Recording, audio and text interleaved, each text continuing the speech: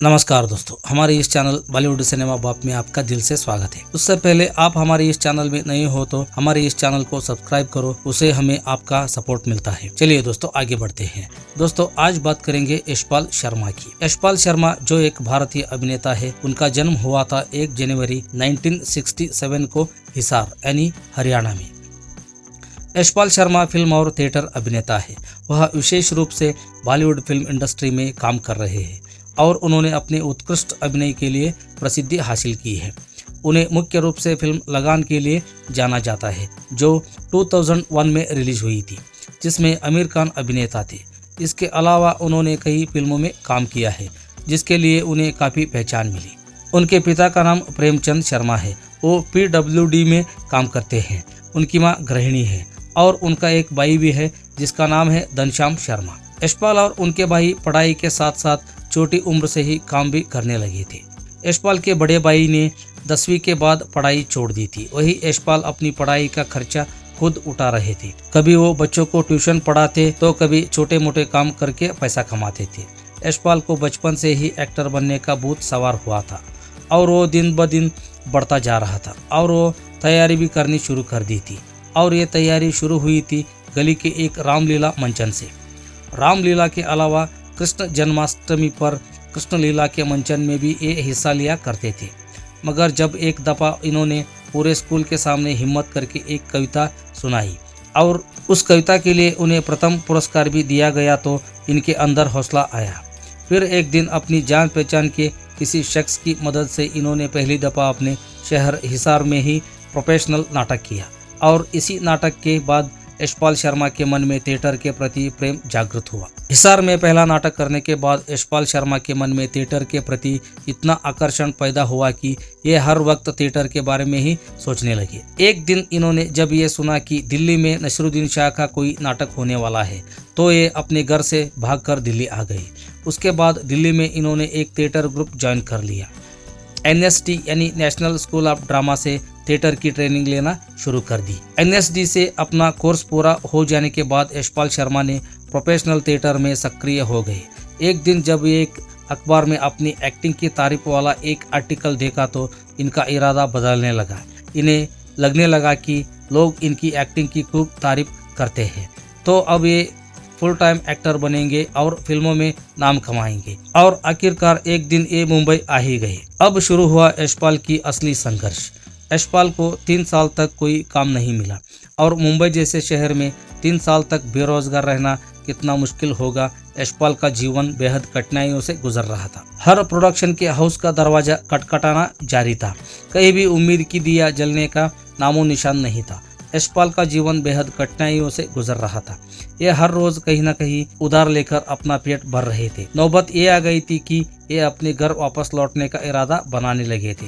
फिर एक दिन अचानक यशपाल को एक मौका ढूंढते ढूंढते आ गया। आहट और CID के इक्का दुक्का एपिसोड्स में काम मिल गया। ये वो दौर था जब ये शोज टीवी पर प्रसारित होना शुरू ही हुए थे। उन शोज में काम करने पर यशपाल की इतनी कमाई हो जाती थी कि ये मुंबई में अपने कमरे का किराया चुका सके। मुंबई में ही पहली दफा इन्होंने एक्टर और फोटोग्राफर सुरेंद्र राजन से अपना एक फोटो शूट कराया। अगले 6 महीनों तक अपने फोटो लेकर ये डायरेक्टर प्रोड्यूसर के ऑफिसों के चक्कर काटते रहे।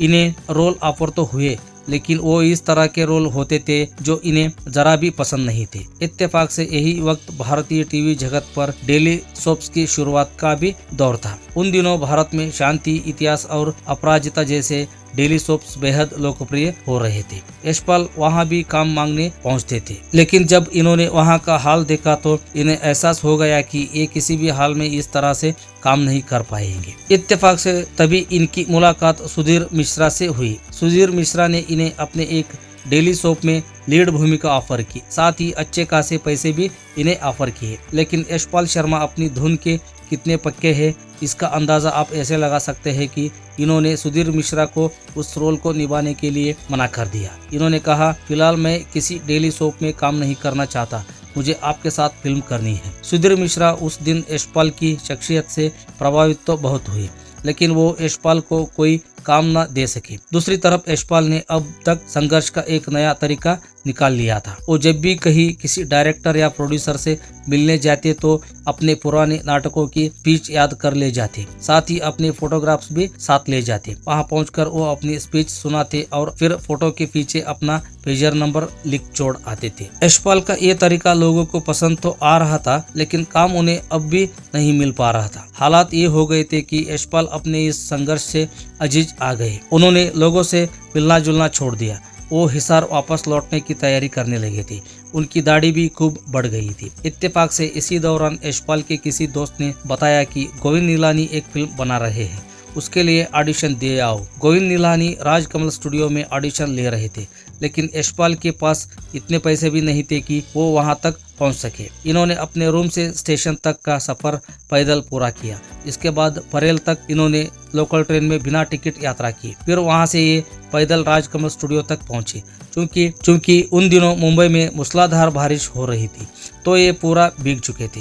गोविंद निहलानी को जब इन्होंने अपनी स्पीच सुनाई तो गोविंद इनसे काफी इम्प्रेस हुई। उन्होंने अपनी फिल्म 1084 की मां में इन्हें एक छोटा लेकिन प्रभावशाली रोल दे दिया। इस तरह यशपाल शर्मा का फिल्मी करियर शुरू हो गया और उनके करियर की पहली फिल्म रही 1084 की मां। पहली फिल्म में यशपाल ने इतना बढ़िया काम किया कि गोविंद निहलानी को ये बड़े पसंद आए। गोविंद निहलानी ने ही इन्हें श्याम बेनेगल से भी मिलवाया। श्याम बेनेगल ने भी इन्हें अपनी फिल्म समर में एक रोल दिया। उसी किरदार में एक दिन इन्हें आशुतोष गोवारिकर ने देखा था और फिर इन्हें लगान फिल्म में लाका के रोल के लिए फाइनल कर दिया था। इस तरह कड़ी मशक्कत के बाद आखिरकार यशपाल शर्मा की फिल्मी गाड़ी चल निकली। यशपाल ने अपने करियर में अब तक लगभग 100 फिल्मों में काम किया है। फिल्म गंगाजल में इनका निभाया सुंदर यादव का किरदार भला कौन भूल सकता है। वही हजारों ख्वाहिशें ऐसे में भी इनको बहुत दमदार रोल मिला था। साल 2011 में यशपाल शर्मा देवानंद साहब की फिल्म चार्जशीट में भी नजर आए थे और यही फिल्म देवानंद साहब की आखिरी फिल्म भी थी। यशपाल की कुछ यादगार फिल्मों के बारे में बात किए जाए तो हजारों ख्वाहिशें ऐसी, लगान, गंगाजल, अब तक 56, अपहरण, लक्ष्यम, सिंह इज किंग, आरक्षण, रउडी राठौड़। एक दौर में टीवी से तौबा करने वाले यशपाल शर्मा ने साल 2010 में जी टीवी के शो मेरा नाम करेगी रोशन से अपना टेलीविजन डेब्यू किया था। पॉपुलर सिटकॉम तारक मेहता का उल्टा चश्मा में भी ये एक छोटे से रोल में नजर आए थे। वही साल 2014 में इन्होंने जी टीवी के शो नीली छतरी वाले में लीड रोल भी प्ले किया था। यशपाल शर्मा ने कुछ शॉर्ट्स फिल्मों में भी काम किया है। साथ ही साथ आज के दौर के एंटरटेनमेंट के बेहद पॉपुलर फॉर्मेट वेब सीरीज में भी इन्होंने काम किया है, लेकिन बीते कुछ सालों में इन्होंने खुद को फिल्मों से जरा दूर कर लिया है। इस बारे में यशपाल कहते हैं कि अब वो इस स्थिति में आ चुके हैं जहां वो अपनी मर्जी से फिल्मों का चुनाव कर सके, इसलिए अब वो इस तरह की फिल्में ही करना चाहते हैं जिनमें उनको मिलने वाला किरदार प्रभावशाली हो। यशपाल शर्मा की निजी जिंदगी के बारे में बात किए जाए तो इनके बचपन के बारे में तो हम आपको पहले ही बता चुके हैं। यशपाल शर्मा ने मुंबई में प्रतिभा शर्मा से शादी की। इनकी पत्नी प्रतिभा शर्मा भी इनकी ही तरह एक एक्ट्रेस है। प्रतिभा न सिर्फ थिएटर आर्टिस्ट है बल्कि समय समय पर फिल्मों में भी काम करती रहती है। साल 2020 में प्रतिभा शर्मा ने अपनी पति यशपाल संग फिल्म 10 कैपिटल गुलामों की राजधानी में काम किया था। इसके अलावा प्रतिभा ने खुली खिड़की और नई अम्मी जैसी नोटेबल फिल्मों में भी काम किया है। प्रतिभा और यशपाल के 2 बच्चे हैं, बेटा स्वयं और बेटी सौम्या। परिवार संग यशपाल शर्मा का जीवन बेहद सुखी और शानदार चल रहा है। दोस्तों, आज की कड़ी समाप्त हुई। मिलते हैं नेक्स्ट वीडियो में एक नए अभिनेता या अभिनेत्री के साथ। तब तक आप हमारी इस चैनल को सब्सक्राइब करो, बेल आइकॉन प्रेस करो ताकि आने वाली हमारी हर वीडियो की जानकारी आप तक सबसे पहले मिल जाएंगे। धन्यवाद दोस्तों।